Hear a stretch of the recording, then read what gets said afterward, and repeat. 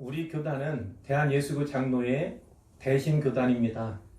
우리 대신총회와 고신 그리고 합신총회가 오늘을 태아생명 존중 주일로 선포를 했습니다. 5월 연말까지 채 2달이 남지 않았는데요. 이 시기가 매우 중요하기 때문입니다. 그래서 세 교단에 소속된 전국의 많은 교회들에서 오늘 태아생명 존중에 대한 설교를 하게 되었습니다. 작년이죠. 2019년 4월 정확히는 11일입니다. 헌법재판소가 현재 있는 낙태법, 정확히 말하자면 낙태금지법입니다. 이 낙태금지법에 대해서 헌법 불합치 판정을 내렸습니다. 이 판정은 사실상 현재의 낙태금지법이 위헌임을 인정하는 것이었어요. 동시에 정한 기간까지, 특정한 시점까지는 그 법이 유효하다, 이런 판결을 아울러 내린 것입니다. 그 특정 시점이 바로 올해 말입니다. 2020년 12월 31일까지 그 법이 유효하다, 이렇게 정한 것입니다. 우리나라에서 낙태죄는요, 1953년에 규정이 되었습니다. 형법상 낙태죄와 관련된 조항은 2가지예요. 첫째는 자기 낙태죄가 있습니다. 자기 낙태죄는 무엇이냐면 낙태한 여성을 1년 이하 징역이나 200만 원 이하 벌금으로 처벌하도록 규정한 법이지요. 또 하나는 동의 낙태죄입니다. 수술한 의사도 2년 이하의 징역으로 처벌하도록 규정되어 있습니다. 헌법재판소는 이 2가지에 대해서 위헌 판결을 내리면서 그 판단의 근거를 이렇게 명시했습니다. 현재의 낙태금지법이 태아의 생명에 지나치게 우위를 두고 있어서 여성의 자기결정권을 상당하게 손상시킨다, 이런 이유를 들었습니다. 결국 태아의 생명보다 여성의 자기결정권을 더 우위에 둔 결정으로 볼 수가 있죠. 이것이 헌법에 더 부합된다, 이렇게 판단한 것입니다. 이 판결은 7대2로 결정이 되었습니다. 그리고 특정 시점까지는 현재의 낙태금지법이 유효하지만 그 시점이 지나면 위헌이 되어서 무효가 되게 되는 것이죠. 그 시점이 올해 말이라는 말씀입니다. 그렇기 때문에 정부는요, 여러 부처와 협의해서 낙태법 개정안을 마련했습니다. 그리고 지난 10월 7일에 고시를 했습니다. 국회가 그 고시를 받아서 연말 안에 이 법을 처리해야 하는 형편입니다. 개정안의 핵심은 이것입니다. 자, 여러분, 그 임신기간이 몇 개월인지 아시죠? 임신기간. 말씀해 보세요. 다 아시겠지만 10개월이에요, 10개월. 근데 이 10개월을 주 단위로 말하자면 38주입니다. 38주. 이 38주 가운데 14주까지는 자율적인 낙태를 허용한다는 내용이 거기에 들어있어요. 또 하나는요, 24주는 무려 6개월입니다. 6개월까지는 24시간의 숙려기간, 그러니까 하루 온종일 생각해보고 또 생각해보다가 그 기간을 거쳐서 조건부로 허용토록 한다, 이런 내용이 그 법안의 개정안에 담겨 있습니다. 어쨌든 이 정부의 이 개정안에는 낙태가 죄다라는 규정이 살아있긴 한 거예요. 위에 말씀드린 법의 내용을 어기고 시행하는 낙태는 불법이고 죄가 된다, 이렇게 우리가 받을 수가 있는 것이죠. 자, 그래서 이 여당의 일부, 그리고 또 진보 성격을 가진 또 다른 야당이 있잖아요. 그리고 여성계 등에서는요, 낙태죄 자체를 폐지해야 한다, 이렇게 주장하고 있습니다. 낙태금지법을 폐지해서 낙태 행위를 범죄 행위로 만들지 말라, 이런 요구예요. 낙태를 여성의 자율적 결정에 맡겨야 한다, 이렇게 주장하는 것입니다. 반대로 우리 기독교계에서는요, 생명은 난자와 정자가 수정되는 그 순간부터 시작된다, 이것을 분명히 밝히고 있습니다. 모든 생명이 다 소중하지만 사람의 생명은 다른 짐승의 생명과는 다르죠. 사람은 다른 모든 피조물과는 달리 하나님의 형상대로 지음받은 유일한 존재이기 때문입니다. 하나님의 형상대로 지음받은 존재는 그 존엄성을 서로 인정하고 인정받아야만 하는 것이죠. 그래서 오늘 이 시간에는요, 성경에 근거해서 낙태에 대한 우리의 입장을 생각해보고 정리해보고자 합니다. 첫째, 성경은요, 태아를 생명으로 여깁니다. 태아를 생명으로 여긴다는 말이에요. 헌법재판소의 헌법 불합치 판정은요, 여성의 자기 결정권이 태아의 생명보다 더 중요하다, 더 우선되어야 한다, 이런 결정입니다. 그리고 태아의 생명을 여성의 장기의 일부로 보는 거예요. 잘 생각해 보세요. 태아를 여성의, 그러니까 엄마의 장기 가운데 하나로 본다는 거예요. 태아를 생명으로 보지 않고 여성의 장기들 가운데 하나로 보는 것은 로마법의 전통이기도 합니다. 출생 전에 태아는 모태의 일부일 뿐이지 사람이 아니다, 이렇게 생각하는 거예요. 실제로 오늘날 우리 법도 태아를 사람으로 규정하고 있지 않습니다. 어머니의 태에서 나와서도 사람으로서 살아갈 수 있는 상태가 될 때야 비로소 사람이다, 이렇게 규정이 되어 있다는 거예요. 하지만 성경의 가르침은 이런 법의 전통과는 확실하게 대조가 되지요. 우리가 본문으로 삼았던 오늘 본문 시편 139편 13절부터 16절 말씀이 그 근거가 되지요. 13절에 보면 주께서 내 내장을 지으시며 나의 모태에서 나를 만드셨나이다, 이런 고백이 있어요. 다윗의 시고 다윗이 고백을 한 내용입니다. 이 내장이라는 것은요, 원래는 콩팥을 의미하는 단어예요. 콩팥. 그런데 그 콩팥이란 단어가 사람의 마음을 상징하기도 하고 사람의 온 몸, 내장 전체를 의미하는 것으로 이렇게 표현이 된 것입니다. 내가 주께 감사하오면 나를 지으심이 심히 기묘하십니다. 내가 하나님께 감사하는데 나를 이렇게 신묘막측하게, 기묘하게, 기이하게 지으신 것을 제가 압니다. 그래서 감사합니다, 이렇게 고백을 한 것이고요.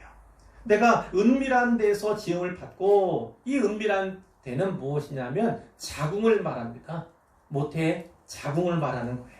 그 자궁에서 지음을 받고 땅의 깊은 곳에서, 가장 깊은 곳, 그 역시나 자궁을 말하는 것인데 거기서 기이하게 지음을 받았습니다.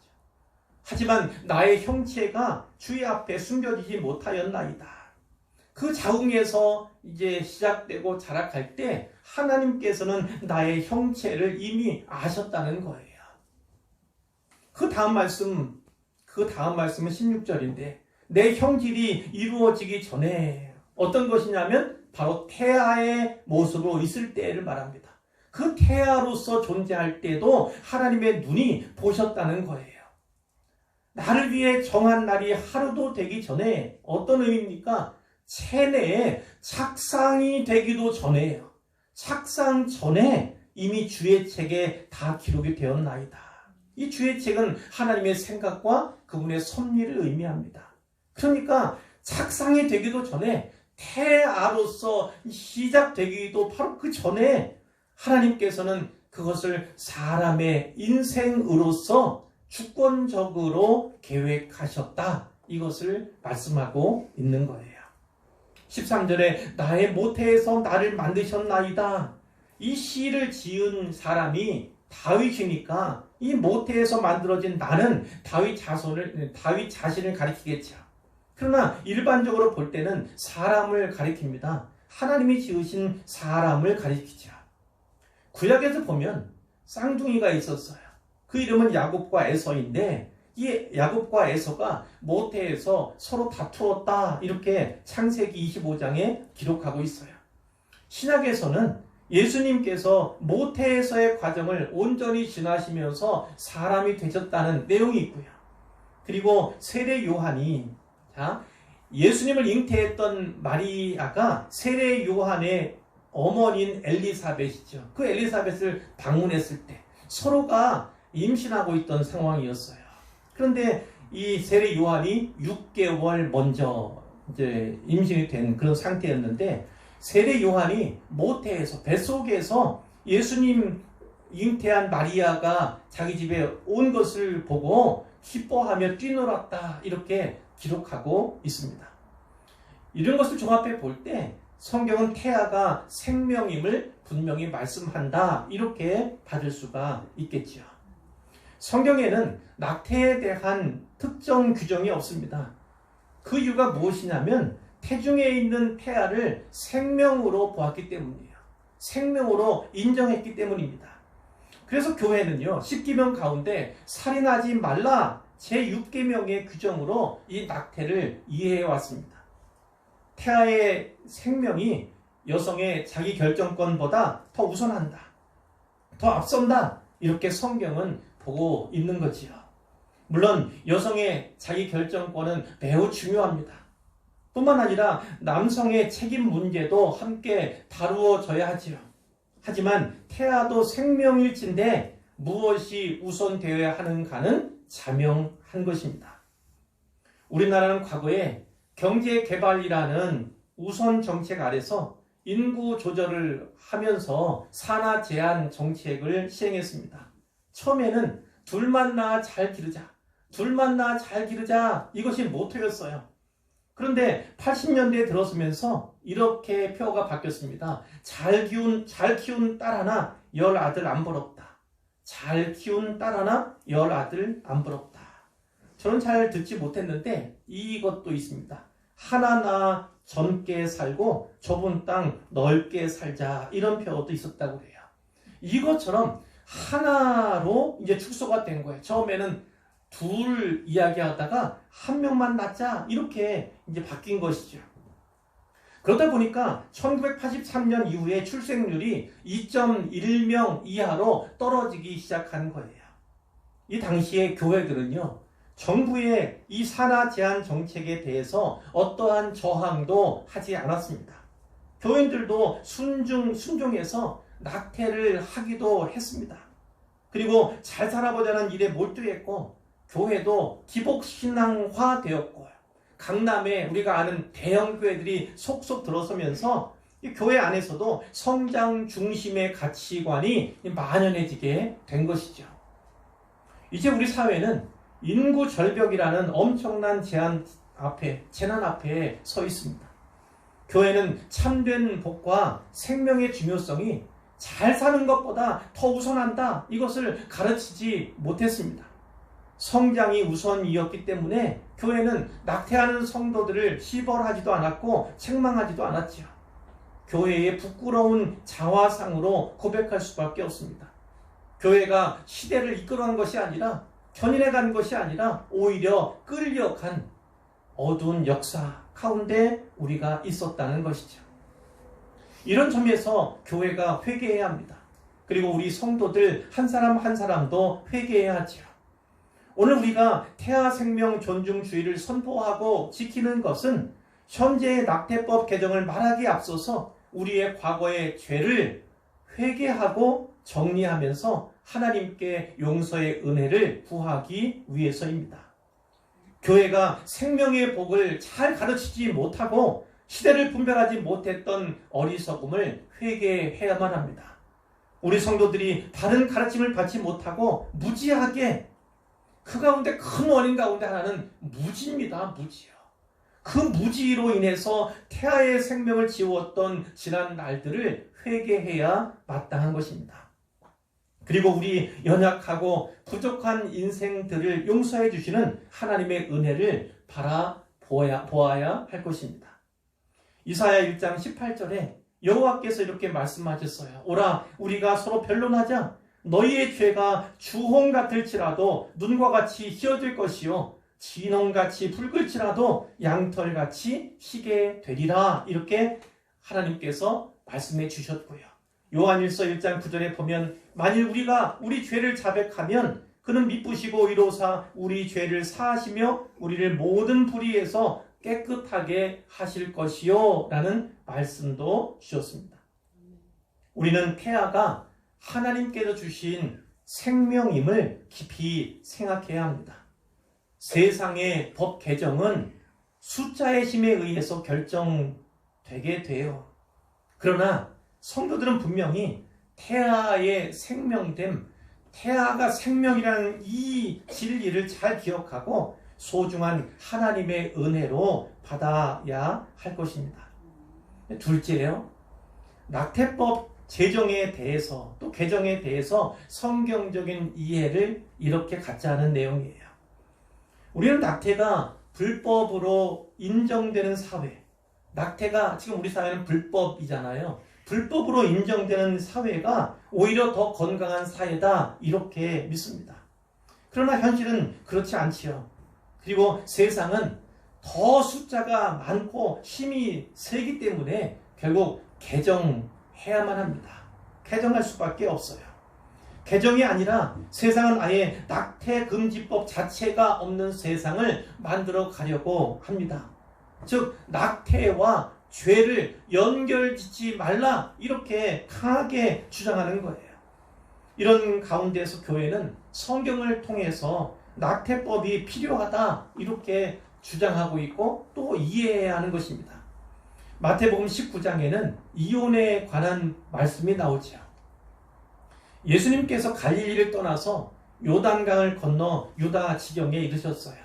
큰 무리가 따랐습니다. 예수님께서 거기서 그들의 병을 고쳐주셨죠. 그때 바리새인들이 예수님께 나와서 예수님을 시험하기 위해서 이렇게 물었습니다.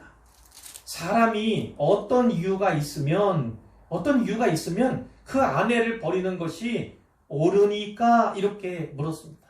그때 예수님께서 이렇게 대답하셨어요. 사람을 지으신 이가 본래 그들을 남자와 여자로 지으시고 말씀하시기를 그러므로 사람이 그 부모를 떠나서 아내에게 합하여 그 둘이 한 몸이 될지니라 하시는 것을 읽지 못하였느냐 이렇게 말씀하셨어요. 창세기에 나오잖아요. 사람이, 이것은 남자를 말합니다. 남자가 그 부모를 떠나서 아내, 여자에게 합하여 한 몸이 될지니라, 둘이 한 몸이 될지니라 하신 그 말씀 너희가 읽지 못하였느냐 이렇게 물으셨어요. 그런데 이제 둘이 아니고 한 몸이라는 거지요. 그러므로 하나님이 짝지어 주신 것을 사람이 나누지 못할지니라 예수님께서 분명하게 확고하게 말씀해 주셨습니다. 이혼은 절대 불가하다는 거예요. 그것이 성경의 대원칙이다 이렇게 말씀해 주신 것입니다. 이렇게 예수님께서 선언을 하셨을 때 바리새인들이 또 여쭈었습니다. 그러면 어찌하여 모세 율법을 들고 나온 거죠. 모세는 어찌하여 이혼 증서를 주어서 버리라 명하였나이까? 그것을 물었죠. 모세 율법에 이혼 증서를 주어서 이혼하도록 한 규정이 분명히 있는데 그렇다면 모세의 가르침과 당신의 말씀이 서로 위반되는 것이 아닙니까? 충돌하는 것이 아닙니까? 이렇게 따져 물은 거예요. 시험하기 위해서죠. 근데 예수님께서 이렇게 말씀하셨어요.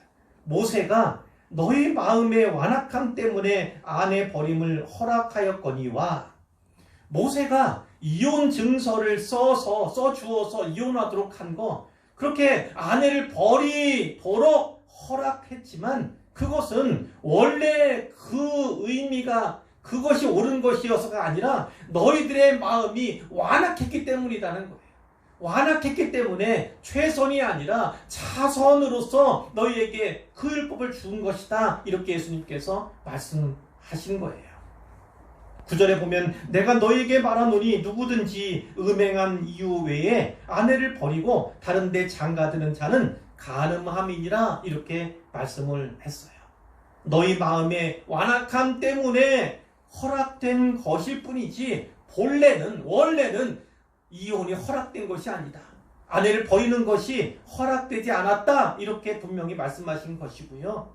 모세율법은 인간의 약함, 그 약함을 반영한 것일 뿐이지 현실적인 선택일 뿐이지 본래는 아니다라는 거예요. 하나님의 뜻은 음행한 연고 외에는 아내를 절대 버려서는 안 된다. 이혼해서는 안 된다. 이렇게 말씀하시는 거죠. 한 몸이 깨지도록 방치해서는 안 된다. 깨는 일을 적극적으로 행해서도 안 된다. 이렇게 말씀하신 거예요.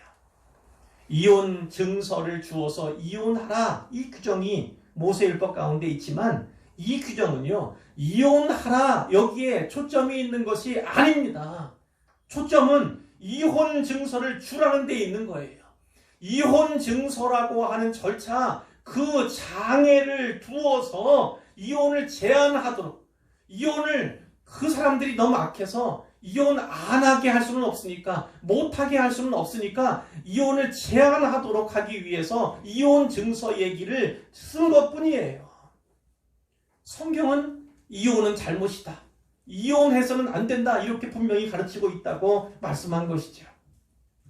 그래서 법 규정이라는 것은요, 사실은 최저선을 규정하는 일종의 마지노선으로 이해하면 됩니다. 예를 들어서 성경의 구약에 보복법이라는 게 있습니다. 보복하는 거. 눈에는 눈, 이에는 이, 이런 보복법이 있잖아요. 하지만 이 법은요, 그 보복을 장려하는 것이 절대 아닙니다. 눈에는 눈, 눈의 피해를 봤다면 눈만 피해를 줘야 하고요. 이에 피해를 봤다면 이에만 보복을 해야지, 만일 그를 죽이거나 더 심하게 보복해서는 안 된다는 것을 말하는 거예요. 더 심하게 보복하고 그를 죽이거나 그러면 그 자체로 또 더 큰 율법에 저촉이 됨을 규정하고 있는 것입니다. 그래서 이런 규정들은 사실 보복하라, 보복을 장려하고 용납하는 법이 아니에요. 그것이 아니라 보복하지 말고 용서하라는 메시지를 오히려 반대로 주고 계신 거라고요. 신약시대에 그래서 예수님께서는 이 보복법을요, 용서의 법, 이웃사랑의 법으로 교훈하신 겁니다. 산상수훈에서 그렇게 바꾸어서 말씀하셨잖아요. 전에는 이러이러했으나, 율법에서는 이렇게 했으나 너희는 이렇게 하라, 이렇게 바꾸어서 말씀하신 거예요. 이혼 증서라는 장애물을 두어서 이혼을 막으려는 뜻이 거기에 있었던 것이고, 또한 현실적으로는 합법적인 이혼을 허용하도록 하는 그런 현실적인 그 차선책이 거기에 담겨 있는 것이죠. 자, 이것을 낙태에 적용해 보면요, 낙태가 이미 이 사회에 만연해 있는 그것이 현실이잖아요. 이미 만연해 있는 낙태를 법으로 규정하지 않으면 낙태가 죄라는 사실을 사람들이 알지 못합니다. 성경을 기준으로 볼 때 낙태는 살인죄예요. 이 기준을 최저선으로 정한 것이 낙태 금지법이다, 이렇게 이해하시면 되겠습니다. 개정될 낙태법이 우리 성도들의 신령을요, 믿음을 결코 충족시킬 수 없죠. 만족할 수가 없습니다. 그래서 14주가 아니라 그 더 짧은 기간만 용인하도록 이렇게 타협하고 있는, 그것이 현실적인 대안이고, 그것을 위해서 최선의 노력을 기울이고 있는 이들이 있어요. 우리는 개혁주의 신학을 또 지키는 사람들이에요. 우리가 대신교도 아니지만 고신 그리고 합신이라고 하는 이런 개혁주의 교단과 계속해서 교류를 해오고 계속해서 성명서 발표해 왔는데, 이 대사회적인 성명서가 또 한 번 발표된 것이고요. 그것이 오늘 태아생명 존중주일로 선포하게 된 것입니다. 태아의 한 생명이라도 귀하게 여기는 개정안이 마련되었으면 좋겠다, 이렇게 성도들이 이해하고 함께 기도하기를 위해서 이것을 특별한 주일로 정하고 이렇게 함께 설교하고 나누도록 한 것이지요. 세상의 법 개정은 현실을 반영할 수밖에 없어요. 하지만 법이 없는 것보다는 나은 것입니다. 법이 있어야 낙태가 죄다라는 사실을 사람들이 알게 되기 때문에 그런 것이지요. 우리가 원하는 대로 세상법이 개정되었으면 좋겠지만 현실은 어려움이 있어요. 그러나 우리가 원하는 방식대로 세상법이 규정되지 않는다 할지라도 하나님의 뜻이 완전히 서졌다, 그러니까 하나님의 뜻이 서지 못했다, 이렇게 말할 수는 없다는 거지요. 비록 만족스럽지는 못해도 법 개정은 반드시 이루어져야 하고, 우리는 그 법의 최대치를 끌어내기 위해서 교회와 성도들이 한 마음이 되고 한 뜻으로 기도하고 합력해야 한다. 이 메시지를 오늘 우리가 전하고 나누는 것입니다. 구체적이고 실제적인 문제는 기독의사회 이런 단체가 있고 그 의사들이 최선을 다하고 있어요. 우리가 이 일을 위해서 앞서서 나가는 사람들, 또 후원하는 일들, 이 일에 종사하는 사람들이 있는데 그들을 위해서 기도하고 함께 하면 되는 것입니다. 자, 우리는 오늘 이 성경적으로 이 낙태법 개정을 바라보는 시간을 가졌는데요. 우리가 꼭 기억해야 할 것이 이겁니다. 태아는 생명이다 하는 거예요. 자, 함께 해보실까요? 태아는 생명이다. 예, 태아는 생명이다. 하나님이 주신 생명임을 우리가 기억하고요. 낙태는 죄다. 이 사실을 꼭 기억했으면 좋겠어요. 자, 미국 대선이 끝났습니다. 바이든이 오늘 승리 선언을 했고 트럼프는 불복 선언을 했습니다. 절대 받아들일 수 없다. 이렇게 했죠. 트럼프를 좋아하십니까? 바이든을 좋아하십니까? 트럼프는 사실 미국의 복음주의자들을 대표하는 사람이에요.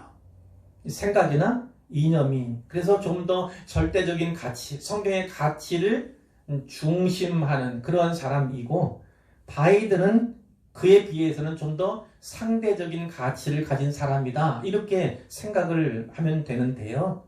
자, 이 말씀을 드리고 말씀을 맺으려고 해요. 1970년대 초에 미국의 공화당이에요. 미국 공화당이 낙태 반대를 당의 공식 모토로 삼았습니다. 낙태 반대. 그 이후에 생명권에 대해서, 낙태권에 대해서 이 미국 선거가 있을 때마다 이슈가 되었던 거예요. 이제 얼마 전에 치렀던 그 미국 대선도 이 생명권이 첨예한 이슈가 되었습니다.